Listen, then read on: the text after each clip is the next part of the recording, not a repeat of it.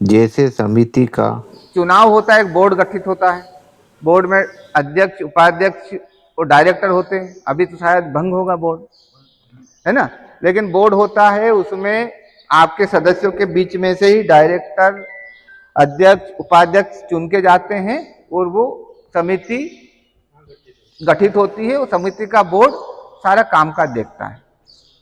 यही है ना प्रक्रिया। ऐसे ही जब इफको बनी तो 57 सहकारी समितियों ने अपना अंशदान किया, शेयर दिया और इफको का निर्माण किया था 3 नवंबर 1967 में।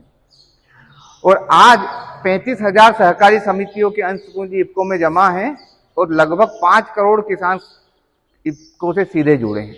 इफको का भी बोर्ड होता है, जो आपकी समिति में जो बोर्ड होता है उन्हीं के मेंबर इफको में भी जाते हैं। कोई अध्यक्ष बनता है, उपाध्यक्ष बनता है और इफको के मेंबर बनते हैं। तो कहने का मतलब सीधा सीधा ये है कि आपके पैसों से समिति संचालित हो रही है, समिति के पैसों से इफको संचालित हो रही है। पैसा कहां से गया? आपके पास से। तो इसका मालिक कौन हुआ? किसान हुए, क्योंकि किसानों के पैसों से चल रही है। अब जब किसानों के पैसे लगे हैं, किसानों के प्रतिनिधि वहां बैठे हुए हैं, तो फिर इफको जो है वो किसानों के हित के लिए जो काम होते हैं वही काम कर पाए। ऐसा नहीं जैसे प्राइवेट कंपनी अपना लाभ कमाने के लिए जो काम करती वैसा काम इफको नहीं करती, क्योंकि उस पर आप लोगों का अंकुश है। ठीक है, प्रोडक्ट बनेंगे, अच्छी क्वालिटी वाले प्रोडक्ट बनेंगे, सही दर पे आपको मिलेंगे। जो आपके काम के प्रोडक्ट है वही इफको बनाएगी। ये इसकी विशेषता है। इसीलिए आपको सबको भरोसा है इफको पे कि इफको जो भी खाद ला रही है कि नहीं। जब तक आपको इफको का खाद नहीं मिलता संतुष्टि नहीं होती। होती है क्या? नहीं होती। कारण यही है, इतने सालों से जो विश्वास बना हुआ उसका कारण ये है कि संस्था आपकी है, मालिक आपके हो, मालिक आप हो। फिर भी ये मत समझो कि ये संस्था कोई प्राइवेट कंपनी है, अपने उत्पाद बेचने के लिए यहाँ आई है, इनके खाद ये बिक नहीं रहे हैं तो ये लोग जबरदस्ती बेच रहे हैं। ये भ्रांति आप दिमाग से निकाल लेना। जो आप कहोगे वही संस्था करेगी, आपके फीडबैक से संस्था चलती है। भले ही आपका घर के मालिक आप हो और आपके घर में नहीं चलती होगी, घर के मालिक होते हुए भी घर में चलेगी नहीं चलेगी इसमें संदेह है, लेकिन इफको में आपके चलेगी कि नहीं चलेगी इसमें संदेह मत रखना। ठीक है, तो अब चलते हैं। देखो, 3 उद्देश्य को लेकर यह संस्था बनी थी। पहला तो उच्च गुणवत्ता के उर्वरक आपको उपलब्ध करवाना और सही दर पे उपलब्ध करवाना। ठीक। दूसरा, सहकारिता के माध्यम से वितरित करना ताकि सहकारिता तंत्र मजबूत हो, सहकारिता से आप जुड़े हुए हो, आपका पैसा लगा हुआ, तो आपका भी उसमें बेनिफिट हो, फायदा हो। यह उद्देश्य था। और तीसरा, समय समय पर खेती की नई जानकारी, नए शोध, नए रिसर्च होते रहते हैं, उनकी जानकारी भी आपको उपलब्ध करवाना। अगर नई जानकारी खेती की नहीं उपलब्ध, जो इसका मालिक है उसका हित होना चाहिए। तो इसी उद्देश्य से ये जो आज सभा रखी हमने, ये इसी उद्देश्य से रखी हुई है। तीसरा उद्देश्य की पूर्ति हम कर रहे हैं। अब तो ये हो गया इफको का संक्षिप्त परिचय। ठीक है, अब थोड़ा सा और आप जान लीजिए।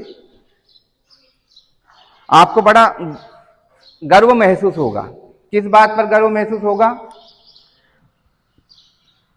कि इसमें जो विश्व की 300 सबसे बड़ी सहकारी संस्थाएं हैं, उसमें इफको को प्रथम स्थान मिला है।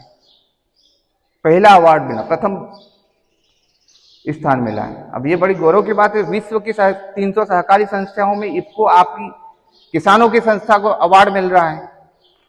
ये एक बड़ी गौरव की बात है।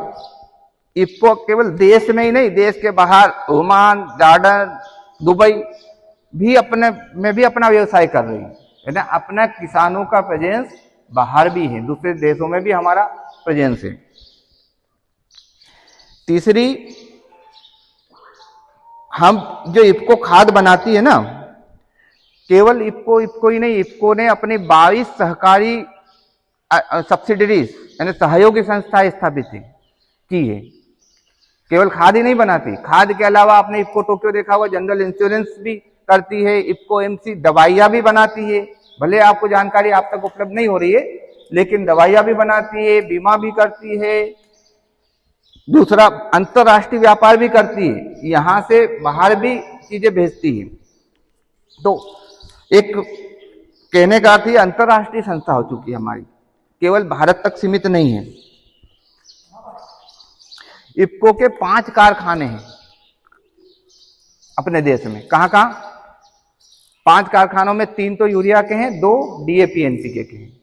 यूरिया के कहां? एक अहमदाबाद के पास कलोल में कारखाना है, दूसरा जहां इलाहाबाद में अभी कुंभ चल रहा है वहां एक कारखाना है फूलपुर में, और एक बरेली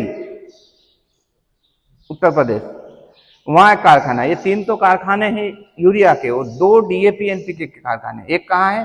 गुजरात में कांडला में, और एक उड़ीसा में पारादीप में। ये तो अपने देश में 5 कारखाने हो गए। एक यूरिया का बड़ा कारखाना कहां है? ओमान में। बड़े दाने का जो यूरिया आता है ना, वो वहीं से आता है। तो ये 6 कारखाने इफ्को के हैं। और जो इफ्को खाद दे रही है, जो भी आप देखते हो ना खाद, उसमें 27% हिस्सा इफ्को का है। कहने के मतलब ये मान के चलो हर तीसरी चौथी बोरी अपनी इफ्को की मिलेगी, जो भी खाद आ रहा है उसमें।